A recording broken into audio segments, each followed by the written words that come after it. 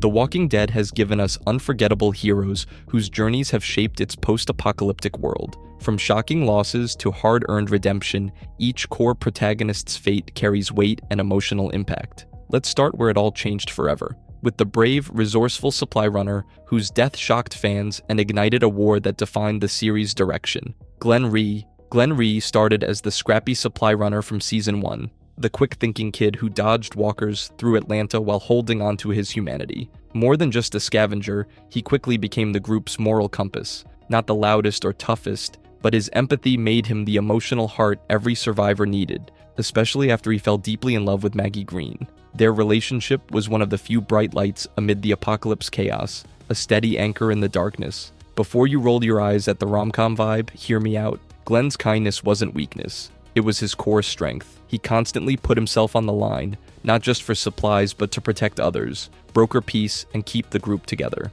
From Herschel's farm to the prison horrors, Glenn symbolized hope that something better could survive. Then Season 7 arrived with its brutal twist. In the day will come when you won't be, Glenn's hopeful story ended in the most savage way imaginable. Negan, the charismatic tyrant wielding Lucille, the infamous barbed wire bat, showed just how merciless this world had become. After cold-bloodedly killing Abraham Ford, Negan turned on Glenn. The scene is legendary and heart-wrenching, with Negan smashing Glenn's head on screen, while Glenn, barely conscious, whispers to Maggie, "I'll find you." No ambiguity here. The show made it crystal clear. Glenn was dead, slaughtered in front of his loved ones, marking one of the darkest, most unforgettable moments in the series. It wasn't just violence for shock's sake. This shattered the group's spirit, announced an irreversible loss, and launched the all-out war against the Saviors. Maggie's character shifted instantly from survivor to vengeful warrior fueled by grief and determination. The narrative impact was massive. Glenn's death forced Rick and the others to face the brutal new reality of Negan's reign.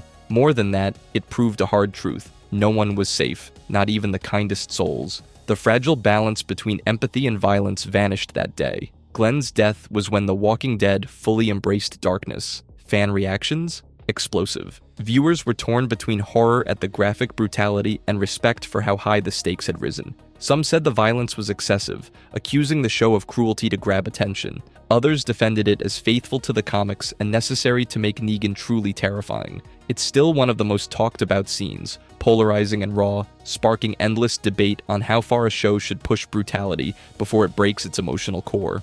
Glenn embodied hope and morality in a world bent on crushing both. His violent death wasn't a mere plot twist, it was a statement that in The Walking Dead, even the good guys don't get happy endings. And that sets the stage for the next brutal blow, that of Rick's son, who faced his own harsh fate balancing innocence and survival. But if Glenn's loss shook you, just wait until we dive into Carl Grimes' story, because his death redefined hope in an apocalypse. Carl Grimes. Carl Grimes started the series as the scared little kid, the son of Rick and Lori trying to survive a world gone to hell. But over time, he evolved into a surprisingly deep moral thinker, a young philosopher wrestling with what it means to hold on to humanity when everything else has fallen apart. It's wild how much a kid like him shaped the show's heart and soul. Before you shrug this off as just kid stuff, hear me out. Carl isn't some background character tossed aside once he grows up. He goes from reckless, guilt-ridden child, like after indirectly causing Dale's death, to a deliberate voice of reason who challenges Rick to be better, to build a world where mercy still matters. His arc is one of the most layered evolutions the series delivers. Officially in Season 8, Carl gets a fatal walker bite during episode 808, How It's Gotta Be. This isn't just a scrape, it's a death sentence in a world without medical hope. Once the group realizes the bite is deadly, the show flips from action to emotional reckoning. Carl spends his last hours writing letters that read like manifestos for peace, forgiveness, and coexistence, the exact values he wants to outlive him. Those letters go to Rick, Michonne, and even Negan, laying out a future where enemies drop their weapons and rebuild together. It's kind of poetic. Carl, a kid born into chaos, ends up scripting the moral compass for the survivors. His words heavily influence Rick's later choices, especially sparing Negan instead of avenging Glenn.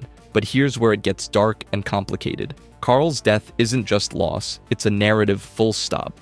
No fake-outs or resurrections here. He chooses to die rather than turn, surrounded by his parents and friends. That gut punch hits every time. His death also flips Rick's character and the show's direction. Carl's vision of peace pushes Rick to break the cycle of endless revenge, setting up a post-war world focused more on hope than hatred. Without Carl's death and letters, Rick would have gone full-on, kill or be killed. Instead, Carl drives the story toward optimism, proving humanity can survive even an apocalypse. Fans were, and still are, split about Carl's fate. Many expected him to carry the torch after Rick or become the long-term lead like in the comics, where Carl lives far longer and shapes the survivors' world. Killing Carl off felt like a creative curveball, disappointing some for diverging from the source. Others accept his lasting legacy, how his death changed the story's tone and gave Rick a reason to choose peace echoes through the series. So, Carl Grimes isn't just a tragic death.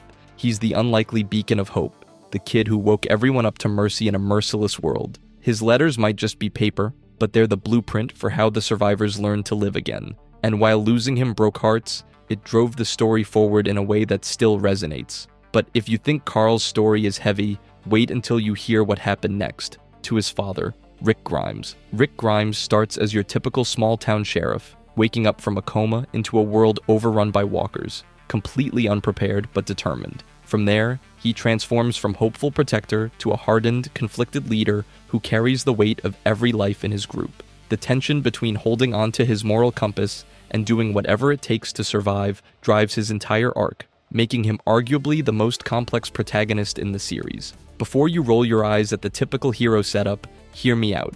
Rick's journey isn't just about kicking doors or killing zombies. He constantly wrestles with brutal choices, from executing Shane to later sparing Negan, and every decision fractures his group and himself. His leadership isn't flawless. It's a roller coaster of victories, losses, and near breakdowns that keeps you guessing. Officially, Rick leads the survivor group through the collapse of civilization, navigating threats like the Governor, the Saviors, and hordes of walkers. His defining act comes in Season 9 during the episode What Comes After, where he sacrifices himself by blowing up a bridge to stop a massive walker herd from overrunning the other communities. Everyone, including his closest friends Michonne and Daryl, witnesses the explosion and assumes Rick has died a heroic death. Now, here's where it gets weird. Contrary to that assumed death, Rick is actually rescued by the mysterious Civic Republic Military, CRM, a tech-savvy group operating behind the scenes. We see him disappear in a CRM helicopter, leaving the show but not truly gone. The series finale pulls back the curtain even more.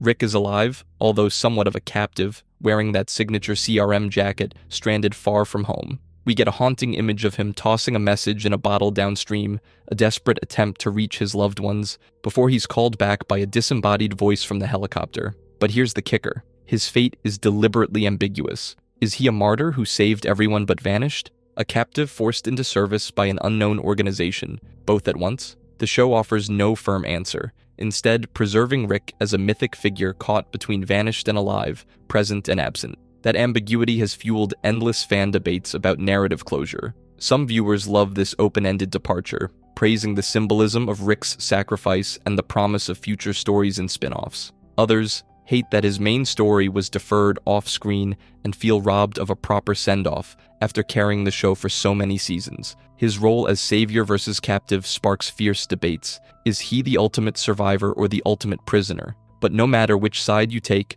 Rick's arc embodies the core tension of The Walking Dead. Survival demands sacrifice, but survival also demands hope. He blew up that bridge not just to save his people, but to light a spark that somewhere out there still burns, and even trapped, that spark hasn't died. If you think Rick's story is confusing, wait until you hear how Michonne picked up the pieces after his disappearance. Michonne started out as this lone, mysterious, katana-wielding warrior who wasn't interested in making friends. But over time, she became one of the most trusted leaders and a genuine mother figure to her new family, anchoring the community emotionally and strategically. Her journey from guarded loner to emotional anchor is one of the series' most powerful transformations. Before you dismiss her departure as typical disappearing drama, hear me out. Michonne's exit is driven by something very concrete and deeply human. In Season 10, she stumbles upon undeniable evidence that Rick Grimes, believed to be dead for years, is actually alive. She finds his distinctive boots and a carved telephone full of personal messages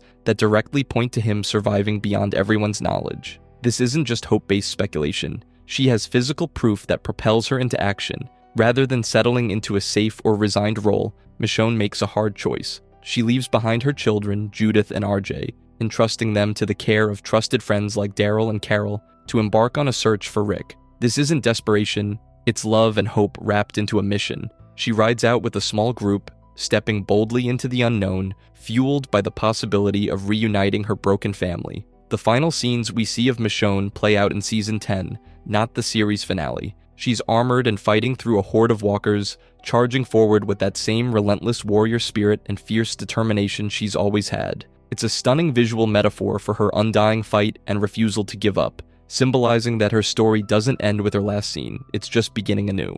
Here's where it gets deliberately complicated.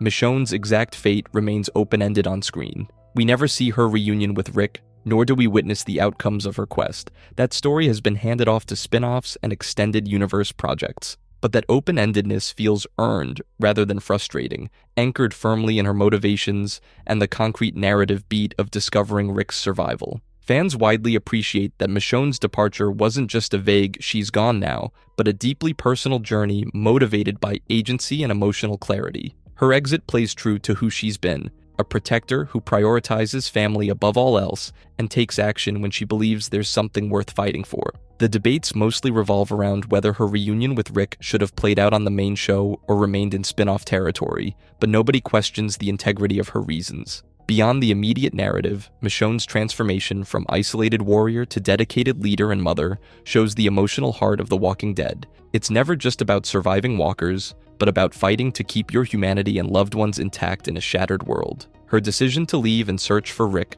turns into a metaphor for hope itself, a refusal to accept finality or despair even when the odds are astronomical. And if you think a determined katana-wielding warrior riding into her own apocalypse is compelling, wait until we talk about the man whose shadow still looms over every one of these stories, Negan Smith. Negan crashes into the Walking Dead universe like a wrecking ball wielding a barbed wire baseball bat named Lucille. Right away, he's nailed as the brutal villain who rules by fear, most shockingly by savagely killing fan favorites Glenn and Abraham in the Season 7 premiere. That one scene reshaped the entire series' emotional tone, making Negan the symbol of ruthless oppression. But here's the twist. Negan isn't just a mindless monster, he follows a twisted moral code that actually despises random cruelty, prioritizing loyalty and control over pointless violence. Terrifying? Absolutely. Chaotic? Not really. Before you write him off as a bat-swinging psycho, hear me out. Negan's reign over the Saviors isn't a sadistic free-for-all. The Sanctuary runs on strict rules and enforced tributes, a cold but ordered system designed to keep everyone in line through fear. His infamous catchphrase, "I am Negan," is more about asserting authority than throwing tantrums. Unlike villains who love chaos, Negan respects strength and despises when his people cross lines, especially in senseless acts like rape or cruelty without reason. His backstory adds layers. Lucille is named after his late wife, and her illness and death fuel his bitterness and rage. Still, nobody forgets what Negan did with Lucille, that brutal moment crushing Glenn's skull and obliterating Abraham. Those murders were clear lessons in submission, and their aftermath haunts the show, but Negan's story doesn't end with defeat. After Rick beats him hand-to-hand and spares him, following Carl's plea, Negan is locked away in Alexandria for years. Alone behind bars, he undergoes a slow transformation, wrestling with his past and the weight of his sins. This isn't some rushed redemption, it's a tense evolution flipping villain expectations. His role shifts from tyrant to uneasy ally during the Whisperer War, climaxing with Negan assassinating Alpha, the Whisperer's terrifying leader. That kill wasn't just tactical, it was symbolic, marking his uneasy contribution and shaking morale. It cements him as a flawed redeemer, capable of monstrous acts and self-sacrifice for the community. By the series' end, Negan has a quieter life, married to Annie and fathering a child. The man who once held survivors hostage with a bat now tries to build normalcy away from the spotlight of Alexandria and the Commonwealth. This arc blindsided fans. Some praise this complex redemption, applauding Jeffrey Dean Morgan for making Negan human. Charismatic, broken, unpredictable. Others aren't buying it. Glenn and Abraham's deaths demand justice, and Negan's survival feels like a betrayal that softens the monster too much and undercuts the stakes. Canon leaves no doubt Negan changes. His prison years aren't ignored. His interactions with Judith and others show a man honestly grappling with guilt. Key actions like killing Alpha are clear points where he earns partial forgiveness, and his family with Annie, who believes in his potential, marks a narrative end. Negan steps away from chaos toward imperfect stability. But here's the kicker. Can someone who destroyed lives so mercilessly really be forgiven? Fans still debate if Negan's shift from feared villain to flawed savior is a win or disaster. The writing demands his change, but the scars he left on people and viewers are permanent. If you think Negan's story is wild, wait until you hear what happens next with Maggie Green. Maggie Green's journey is one of the most compelling evolutions in The Walking Dead. She starts as a sheltered farm girl and ends as a hardened leader shaping the future of the Hilltop community. At first, Maggie is defined by personal tragedy, the brutal loss of her father, the fall of the prison, and most devastatingly, the murder of her husband, Glenn, by Negan. That loss, and the fact she was pregnant with Glenn's child, fuels her early quest for vengeance, pushing her to the brink of breaking the fragile peace. Before you write off Maggie as just a grieving widow, hear me out. She quickly evolves far beyond that role. Her pain sharpens her resolve, but also teaches her the importance of community and cooperation. After taking over leadership of Hilltop, Maggie doesn't simply seek justice through retaliation. She balances her anger with practicality. She navigates the dangerous post-war landscape, leading her people through threats like the Reapers with a ruthless, tactical mind. Remember when she personally executed Pope and Carver? That wasn't a farm girl making tough calls. That was a commander protecting her people with calculated brutality. Her relationship with Negan remains one of the series' most tense and layered dynamics. Maggie's refusal to forgive easily keeps the tension alive, but circumstances force her to cooperate with him against shared enemies. This uneasy truce highlights the inner battle Maggie faces. Can she ever truly leave behind her grief to embrace peace? She never forgets Glenn, but over time, Maggie's leadership becomes defined not by vengeance, but by the vision of a stronger, more resilient community. When the Commonwealth arrives with promises of safety and advanced technology, Maggie remains characteristically skeptical. Unlike others who see the Commonwealth as salvation, Maggie fears losing autonomy under centralized authority. She understands the dangers of trading hard-won freedom for security, and so she chooses cautious cooperation instead of blind submission. This reflects a deeper philosophical shift. Maggie is no longer just fighting for survival. She's fighting to preserve the dignity and independence of her people. By the series finale, Maggie stands alive and unbowed, no longer a victim of circumstance, but a visionary leader. A pivotal scene shows her meeting with Daryl and Carol to plot exploration beyond the Commonwealth's borders,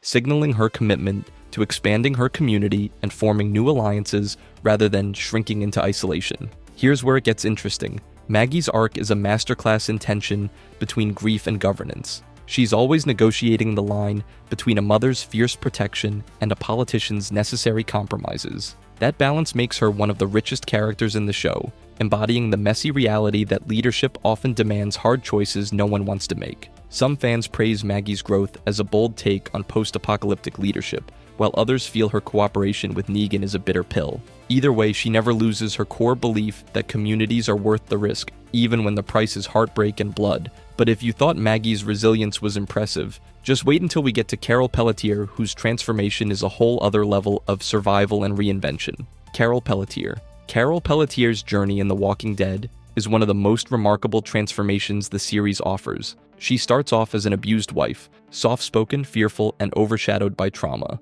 But as the apocalypse drags on, Carol sheds that frail shell and becomes a pragmatic, lethal survivor, willing to make the hardest choices if they protect her group. Before you dismiss her as just another tough apocalypse warrior, hear me out. Carol's evolution isn't just about getting tougher. It's a complicated mix of trauma, survival instinct, and moral ambiguity that breaks down and rebuilds her on screen. Early on, Carol suffers incredible losses, including her young daughter Sophia's disappearance and death. That pain pushes her from vulnerability into cold efficiency. She begins making choices no one else dares, like quietly executing sick prison residents to stop outbreaks, or killing Lizzie, a dangerous child, to save others. These acts paint her as ruthless, but always fiercely protective. Carol's mindset becomes survival at any cost, even if that means crossing lines the group struggles to accept. Her tactical brilliance shines through. She single-handedly infiltrates the cannibalistic Terminus group and blows up their compound, a move that saved countless lives.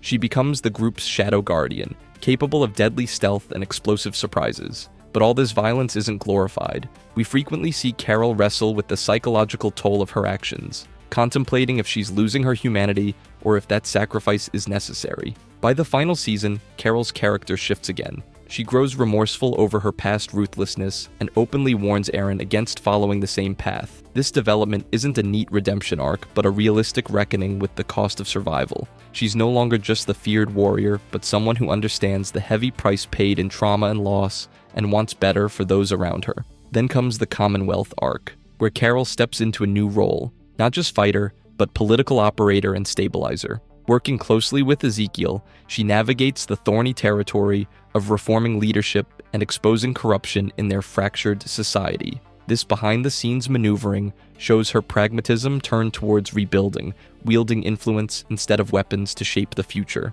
Carol and Ezekiel become pillars of the new order, blending survival smarts with hope for a better world. She's the quiet force keeping the wheels turning, stepping back from frontline brutality but never losing the sharp edge that made her indispensable. Her final scenes paint a picture of a settled, reflective protector. Carol is invested in giving communities a future, fighting battles not just for survival, but for stability, healing, and cooperation. It's a powerful full circle from terrified victim to hardened warrior and now to cautious stateswoman who knows firsthand the price of peace. Here's the kicker. Carol's arc captures some of the darkest themes of The Walking Dead: traumas, lasting scars, moral compromises, and the search for redemption. She's not a hero in the simple sense, but a complex figure embodying how survival can twist and refine a person in unforgiving ways, yet still leave room for hope. If you think Carol's evolution is compelling, wait until we talk about Daryl Dixon, another survivor whose journey ends on a note equally charged with purpose and ambiguity.